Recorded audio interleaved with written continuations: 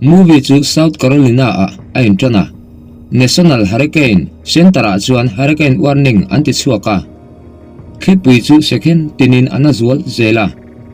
tuipui kam khua cheng zong te in saseng vekturin thupek an chu angal bokani anivel khua chuan dokota I mai chetlei rol agoraphobia nei pon chu lau em mai chuan eitur order atuma ma se ador ngai nat ber po in thipui wangin anin khar thu an lo hril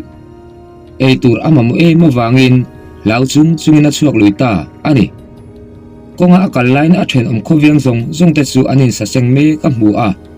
chuta fire truck siren ring lutuk aron tlan pheya dokota chu a hlau lutuka anxiety attack anei ngal alet le ta ani alet le lama a then ompa asupala chupa chuan khua an chuasan veka ngai to thule a motora chuang ve tur chuan asoma ma se dokota tan chuan mihring bula chuan chu thinai puin arap thlak zok a in lama atlan le deya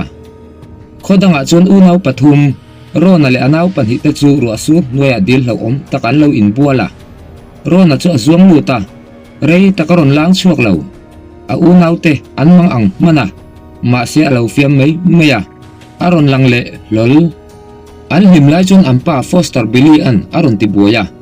dil hlo om taka anin bual awangin a hau hrepa inin ti nat chuan damdoi in bil atauzie in shlovem ni ati a di afanu chuan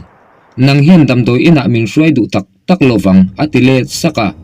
chu chuan Billy ati thinrim zuala no pangho chu traka a hno luta a hruai hota ani mi plena chuan na thok rai por lisa chu akar panin atlan loka a tho pui bop nala thok mek chumang thra ina kalsana atlan lain nuin na rong kola anu chu athinrim le engwangin nge New York khopui nuam tak kalsana abial pa wang maya anivil khua a chu tuna phei chuan abial pa chuan arai ti hriat ve le akalsan le ngala anu chuan kongpui lian ang khar vek to thu le hun sanga pan watangai thu an hrila longchol na chuan marine biologist de la chuan a tho pe Brian an hena thilmak taka hrila sanga le sak zong te chu thlipui lavin marlam an pan vekto an zinga tamzok chu an tak man lo harbor master Greg alo kala chanchin ngai nom lo devaron soi hurricane chu anazual zela category 6 alawin langkai to hei hi anla ton ngai lo fani del chon dokotai chu angai to ngala a phone vata dokota chu ain kongkabula ala thukun renga delan thipui chanchin rap thlak zele ron hruai atum thu a hrila ma se dokota chu a chuak du lo delan anu angai thu le ina atom reng chuan anatna adam thei don lo thu a hrila ma se dokota thinrim chuan pa ni ithiam lo em khati in anu athi hnu a akal san thu a soi chuak delaril ru chu na view ma se kalokal don ti in phone ada dokota in aril ru lak penan TV enatuma ma se channel tina thipui chanchin hlir an puang a phone TV a connecta an chung ko video hlui a enta zoka truck chunga Billy chuan no pang ho chu a hau renga a tongkam a chetol tola foster khera ka thum let le vek meang cheu ti na vo hial ani rona chuan mi zong an tlan chia a hmu chuan an din hmun ader thon zia aman thiama ma se Billy chuan thile ruwa tlemte melom ti in laring takina playa angai haului tlat in an thlen chuan di chuan hlipuin tukver ati ke hlawa Billy an reinforced glass kada vek ti na chang Billy chu anu pui racheli zongin basement a chuka a thinrim thu a soi chuak racheli chuan insum lo no pang en kolman kan hlo ti theingil su ti na lo hrila di chuan arila tram thu soin anin hial lai aron pot chata basement fridge alo hon chuan sa a hmu a Billy an ilo buaina tur a om lo ti na vin hrepa rachelin changin avom nge chu basement chu no pangtan kal phal lo na hmun ani ti an hriat nun tira longchol na lama reporter zo chuan del aron pana zing lama shark attack thleng chungchang aron zot delan eng ma lo hrelo jo an a hril chuan dela hmela chuan lo thonna alo langa tuipui kama nu pa pahnih chu Great White sakina beya mithen khatten an mubok marine biology del chuan reporter nena Great White te hi arwalin an be ngai lo bulsak ani zo kang ti in ashil ma se zo chon mike a chu saka bulsak chungchang thudik lo mangin story asiam dei delan siam that atuma ma se zo an angai pui mo lo del chu aninga akal tadeya chuti lain raipur lisa chu dor kota chanpui tu azong kwala ma se khua re vekto anu in aron kol le a angai to thu asoi ma se signal a chengal lisai pum aron nadova azam wanga apua music play in thunun atum thina takin in ati chetana karena thi tuifon alian tiala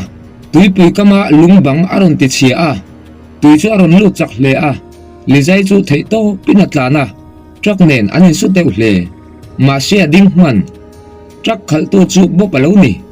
thing atlu a kirle ro ti na sil ma sen nung ma tang pu in tui aron lian ve zel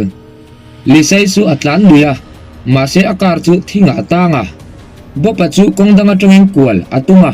ma se tui phone lian takin atrak chu aron lena light post le inte asu chia a lisai kar chu truck lianin aron nai zela ma se akara che theilo tui phone chuan aron nor sona kother zong tuin achima lizai kar chu thinga anor beta azar lian takin tukver aron chuntlang music aim play line tui chu alu trana lizai chu atanga achuak theilo bopa truck po tuin ala lena milem lian takasu a ateng ake apur sanga hip na sa ui chu tuya abovek churin chu tuipui lama aluang tha a sakte a hipa unaw pathum te chuan an kom chak aron chim ti an hmu a rachele chuan apasal bili chu a hrila ma se angai pui mo lo chuti line tui phone lian takin an tuk ver aron ti ke a bili chu alian thu rachele chuan chua adu ma se bilia chuan ti dan a hrelo rona chuan an motora hian tui hnuai lu na a om ti a hrechuak dokotai a ina tang mek chuan tui phone lian takaron kal ti a hmu a tukver bul atang tol son man tui chu an in chhong chung lama aluta tukver atang chuan lisai kar a hmu a an bul loka longa chuang mi pani in lisai auri an hria a scott chu tui a zuang luta kar lampanin a hlu phei bonneta alon chowa thingzar lak chua atum ma se thlina takin tuya atilut le scottan jimmy nena takatanga katar la turin ati jimmy an tui a hlu pheilai chuan scottan lisai abia a athlamuan jimmy a katar nen alauki le a tuya zuang lut le ma se thil maka thleng tui nuaya apil bo ta dei mai scotta a huile chuan jimmy a hmuto lo azonga chuta jimmy a chu aron lang le lola ma se aban le lam abauto a au tuara chuta thil engemaw in a hnuk ta scotta a hlu phei ngal chu milai chuan dokotai chuan tuya sak hnung sang a hmu a tukver honga sak tin au vaka scottan a hre phalo ma se lisa in a hria a aron au ve a au thoma hria chuan bopa chuan truck kongka pet che in tranpui atuma ma se a chu rualin sak lian takinaman man atal ve fata ma se tui hnuaya apil bau tadei scotta chuan sak chu a hmu ve a hleusan atuma ma se sak chuan aman vele sak chuan scotta chu lisai kar atau tira a hnua tui hnuaya a hnuk lut vele ta ani chuti line del le Brian ate chuan longa chuan news an lo ena tuipui kama veng tu hovin thlipui na sat em wangin darkar som pani chung long chua an khap ti an hria anavel khopuya tui alian to hle a bili le rachali ta chu garage thleng turin tui chima an kala in chunga tangin no pang pathum ron di le ul ta chuan tukvera tangin an lo thira chuta sak alo lang thut bili an kara thlen chuan sak azuang chuaka abana ase tui hnuai an hnuk luta abana e zon hnuwa sak chu rachali lama pheya ase chunjom vele a naupang ho chuan tukvera tangin lau chungin an lo thira tran pui tu an awa Billy chu aladama naupang ho auri a hria second khatvel a ena ma se a chan du lo naupang ho kalsanin a truck lama atlan kira truck alu don chi ati in sak bokhan aron bele ta chuta naupang ho chu an phuzok racheli athi to emo an ti kha tukvera alo lang le a ma se sak bokhan aron hnu bole ta dei me ani kar chunga rai puar lisa chu atlalek lekto dokotai chuan 911 akola ma se tu manan chang thelo lisa in tran puina adila ma se dokota chuan sa ko om kalokal nai thelo ati lisa in nau kapai ati chun dokota chu amang anga anxiety eteka nei ma se ain sum thei shama pui atung ta ani a in hnuaya a chuka furniture chunga kalin chauka athleng chem ala a tukvera tanga chua atuma ma se atol hlua tui atlalu vane thak takin dokota chuan kar pakhat avuan mana alon kaya sak thereng chungin inle kar chunga ain san phei zela lisai kar athlenga chem hmangin kar chung azai popa thingzar te atan chumbok azai honga lisai apot chuaka theilovin an pan hi in dokotai ina an luta dokota in towel ape a ama chowa a om chana soi anu le pa an thi to wang ani lisa in chanchuak tu ta hria turin in chunga lona signal siamarot ma se lisa in naw avei thuta ana aron omtran dokota chom puanzar apot tha a in chunga tlan chhovin help ti puanin aziak alaulet le chon lisa in a in check tira dokota in a en chuan naulu alo lang to inches ni thumvel a chuak to ati lisa chuan naw ising don ati a chuti line brainan amarin tracking system a ena neli chu dokota I inbula a omti a hmu jo anmak ati hle a delan a hrilfia neli hi raipuar great white shark kumthum chung an lo track to ani del le brain te kar chu tuitam lutuk wangin atanga an chuaka long an buat sei ma se brainan internet athi ti a hmu a tracking system amang thei to lo map omlovin an kalangai ta ani delan greg akola an kalna lam adik thu a confirm greg an chuak vat ro u ati a an chualain sakin ai zo toram saruang tuyalang lom an hmu bilia ina unaw pathum te chu do kan chunga an latanga tuyala sang zel kongka in hong a omti an hmu a sha kalau lu tang ti an hlaw di chon furniture chunga kalin kongka khar atuma a khar don chin sa karon luta kongka aron nam hong le di ain vuan tranga ma se ado rei thilo rona chon sak chu room danga a phei huna nga ka ti chuan a u chu chan turin furniture chunga akal ve a film khur takin akala athleng man chi a di tutur apot ding man ronan in chunga chawang u ati a u naw tenan du lo ma se ronan tuyala sang zela sak pan hi in mi hual ril rulak pen kan mamo ati a di chon basement a sa a omti a he chuak uilan kalphalo na ani kha ati ma se ronan Billy le Rachel an thito ati a nau pang pathum te chu an nuya Billy swalzia an soya athi chu an lom thu an soi nau pang hau anin hial lain tuya tangin Billy aron zuang chuak lola Billy an Rachel chanchin azot ronan athito ati a min kalsan ti inadem Billy an tran pui tu tur ka kaudon ati a ma se nau pang hovin an oilo chuta Billy an thil athak takasoya nau pang te chu sakin a edu lo ti in afa te chu tuya chuk turin ati chumilai chon uilan tuya envelope lo lang a hmu a uilan envelope chu a honga sarkarin nau pang enkol mana thlatin an pek thin che kalo ni nau pang ho chuan Billy le Racheliten poisa wang chawa an enkol ani ti an he chuaka an ni chu changrau chu pe in aba ku zong chu an mani nuam tol nan an mang thina ni Billy a chuan a pha a ka mangai cheu ati a ma se no pang hovin an oi to lo an sei sel le a rona chu tuya chuk turin thu apele rona a thinrim ta hle a ronan bili atile ta nangma kal ro ati bili an ne ka tuma ma se ronan akuta danga chuti line di in bili mai apet sak bili atui atla luta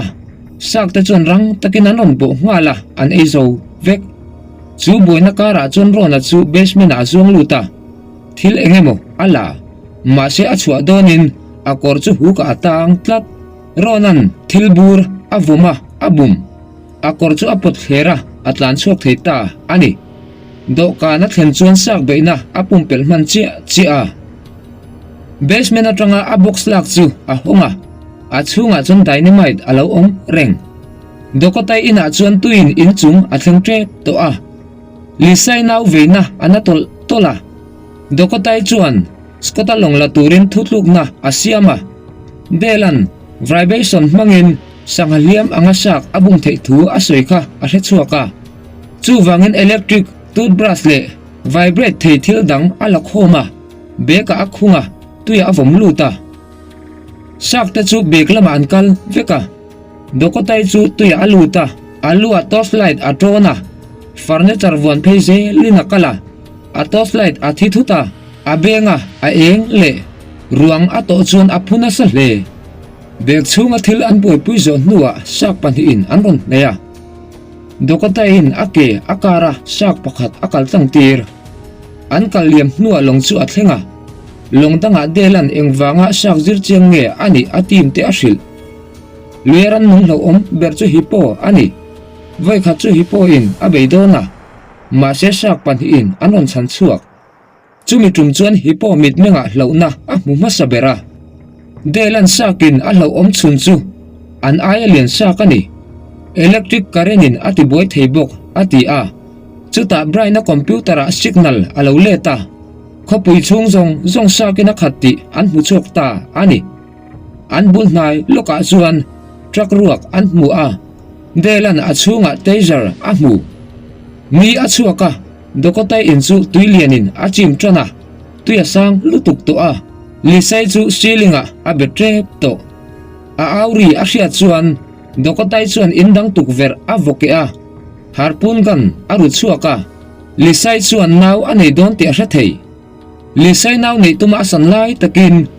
dokotai in chu a chim ta veka lisai chu khuma tangin alum thla a tuya atla lut ma se va nei thak takin tui hlewa thiama rang takin aron lang le chuta tak chuan tui chunga chuan naw anei ta ani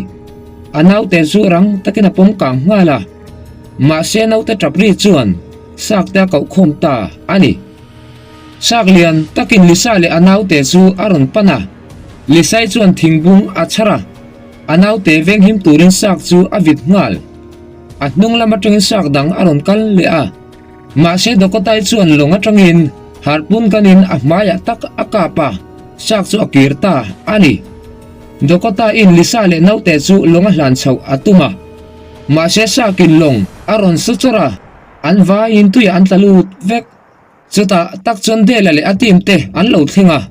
delan rang takin traka tanga an lak taser chu atinunga tuya avom lut electric current chuan sak te chu atihlawa an tlan dar ta vek ani ma se lisa in alo vi to sak kha ala thinrima phuba lak atuma aron beile chuta rai puar sak lian tak neli aron langa chu sak te jok chu amana ase hlumngal chuti line no pang pathum te chuan tep mangin basement a sa chu dynamite ta an bela an hal al nuwa tuya an vom luta ma se sak an ron lang mai lo ulan documentary ay na tangin vibration in sak a hip ti a he chuaka ti chuan unaw pathum te chu tuya an zuanga sak te hip nan an per chiama uile di chu an hleuson vata ma se ro na kor chu atang le tlat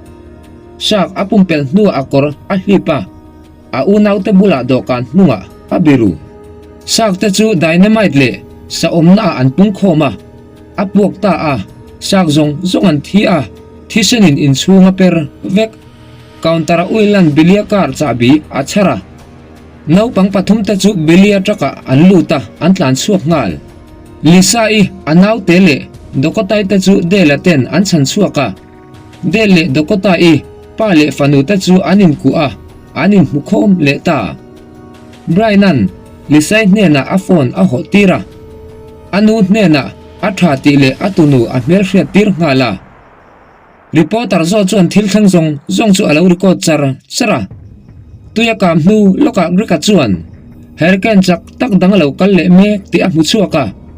thon thu hi ala top mai lo ti na ani chu ma se engpo chu ni se hemi bi hi chu a top ta ani mu vidanga kanin mule theu don nia